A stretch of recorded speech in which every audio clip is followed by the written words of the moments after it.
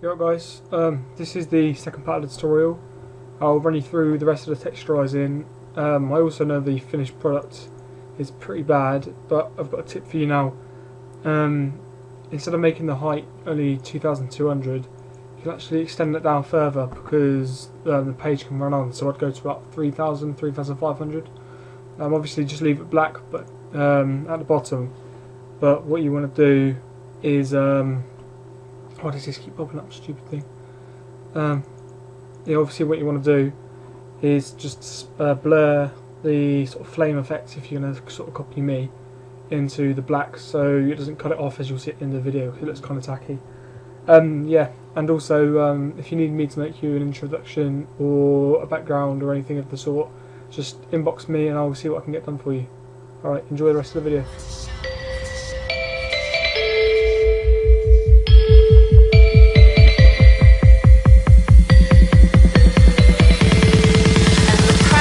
Began to show.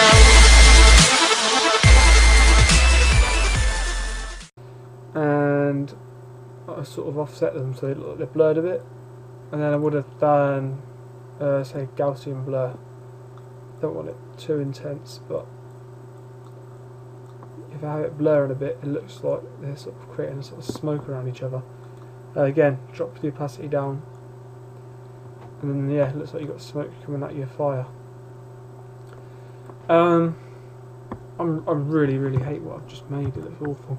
But if we go and duplicate the layer again, we'll go filter, distort, and polar coordinates, and then rectangular to polar. You're going to get these sort of effects, which is what I did on the other page, and that's where I made my nice sort of blue things that came up from the side. Obviously you can just experiment, you can cut, change anything you want really until you get the sort of effect that you want. I'm just rushing through this, so it's not going to be amazing. None of this is really looking amazing. I'm quite pissed off with what I've made so far, but hey, that's the way it goes sometimes. Just keep playing around with these tools until you get some sort of nice effect.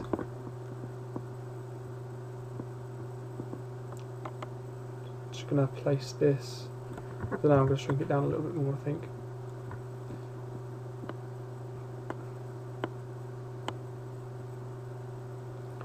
It's like some sort of smoky orb, doesn't it, coming on the bottom?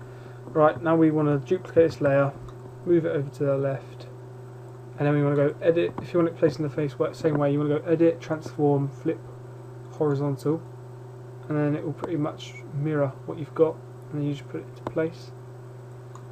And then what we want to do is, what do we want to do now? Yeah, we want to create some sort of, we want to make the text look a lot more pleasing than what it does, because if you ask me, I think it looks pretty boring right now. So what I'm going to do is, you can go back into basics. I'm also going to change this foreground colour. I think it needs to be a little bit darker, closer to the black. So it blends in a lot more, and on YouTube you can change it like that. Alright, what I want to do now is make the text look nicer. I want to have some sort of rock falling off of it.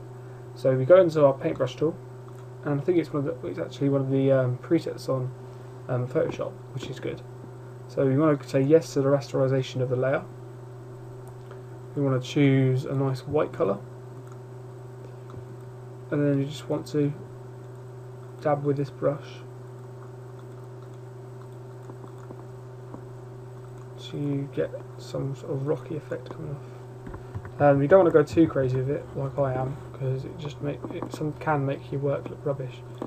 But I'm just going to mess around with this, make it look like everything's falling down sort of thing, and then obviously you can go a lot more crazy at the bottom. Don't drag with it, just keep left clicking, otherwise you get that horrible effect. Right, now what we want to do is we want to go to our eraser tool. We want to set the opacity to around about 40%, and we want to change the size up to about 70 pixels. Now, when you come over here, you can see that some of them are fading out and some of them have still faded in.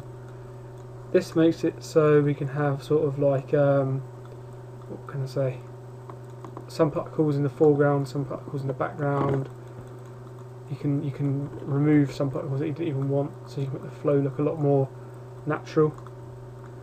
And yeah, you can just generally get a lot nicer effect than if you just left them all as static white, and obviously that looks like you haven't got really much depth in it.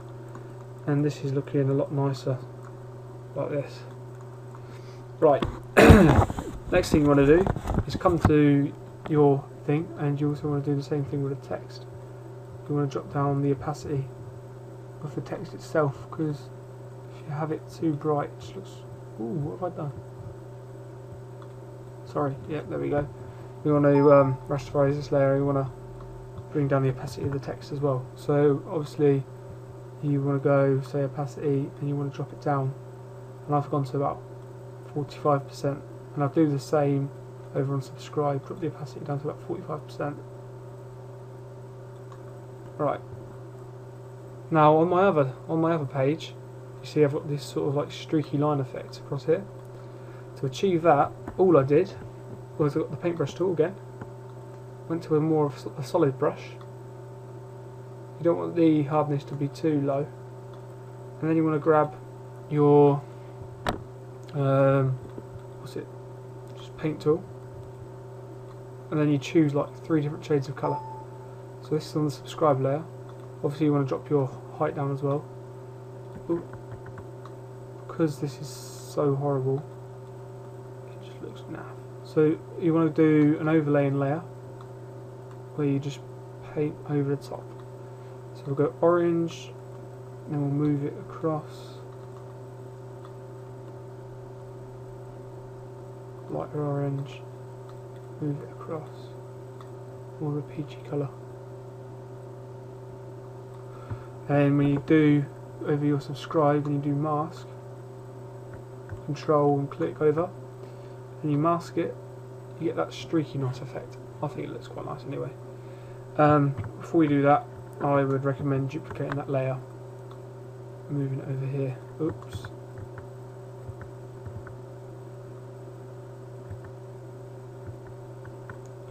Right.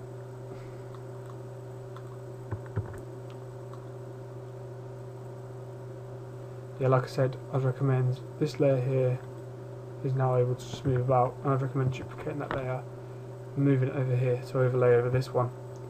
Obviously you need to spin it around so you get the same texture pattern, and you apply that transformation, and you just stretch it down by doing Control T, stretching it until it covers both of them. Right, next steps you want to do is you want to go layer 4 and then left click the plate or the box, and then you do mask, and then layer 4 again over the elusive cinema, and then mask. Now they've both got that sort of nice standing out effect. Okay, so I'm going to put my watermark on this.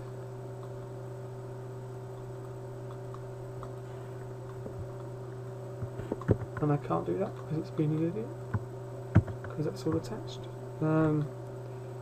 Sod it.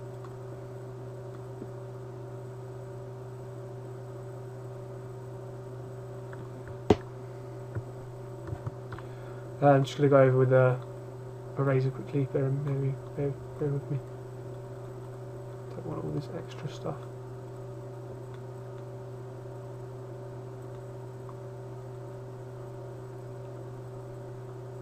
Right. Well, it's not the best, but I'm not too upset with it. So now what we want to do is File, Save As, and we want to go, if you want to keep the PSD obviously to edit in future dates, then you can, but otherwise you just want to go JPEG, and you want to just call it whatever you want to call it, and then we do save. YouTube can only take, was it 284 KB, so you want to adjust the file size accordingly. Don't overpack it like I've probably done. I think that's all it can take. Go here, and I go themes and colours, new theme, delete this background, browse for a new background, and it tells me here the maximum is 256k. So yeah, size 6 for me. That's going to look really, really naffy. But hey, where are you?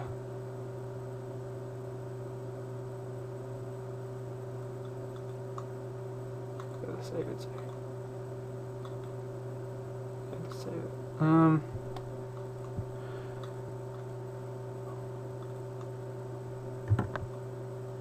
Elusive background. There we go.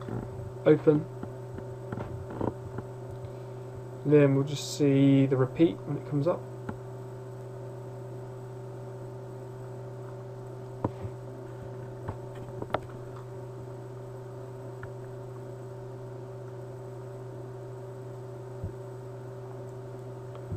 There you go. I'm not going to lie, it looks a bit Pokemon-y, but on the whole it doesn't look too bad. So yeah guys, have fun, comment, rate and subscribe, and if you want anything else doing, if you want to get a background made, I'll actually do one for you if you specify what you want doing, and I'll take a lot more time on it than I have here.